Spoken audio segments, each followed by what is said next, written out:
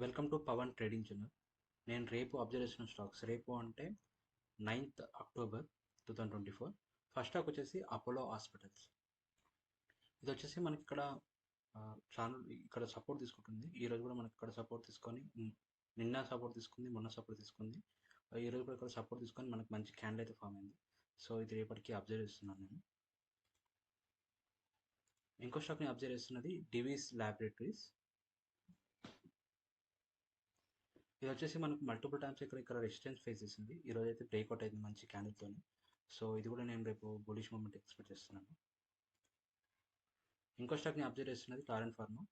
ఇది ఇదే జోన్లో, ఇది బాక్స్ జోన్లోనే చాలా రోజుల నుంచి మనకు ట్రేడ్ అయింది. ఈరోజు అయితే మనకి ఇక్కడ బ్రేక్అవుట్ అయితే ఇచ్చింది, చిన్న బ్రేక్అవుట్ అయితే ఇచ్చింది. సో ఇది కూడా నేను రేపటికి అబ్జర్వ్ చేస్తున్నాను. ఇంకో స్టాక్ని అబ్జర్వ్ చేస్తుంది లాల్ పాత్ ల్యాబొరేటరీస్.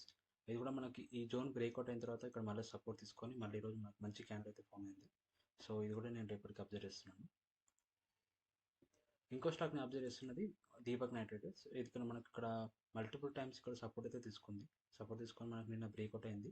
బ్రేక్అవుట్ అయ్యి మళ్ళీ ఈరోజు రెసిస్టెన్స్ ఫేస్ చేసి మనకి ఇక్కడ సపోర్ట్ జోన్ కిందనే మనకు క్యాండిల్ అనేది క్లోజ్ అయింది. సో ఇది కూడా నేను రేపటికి అబ్జర్వ్ చేస్తున్నాను.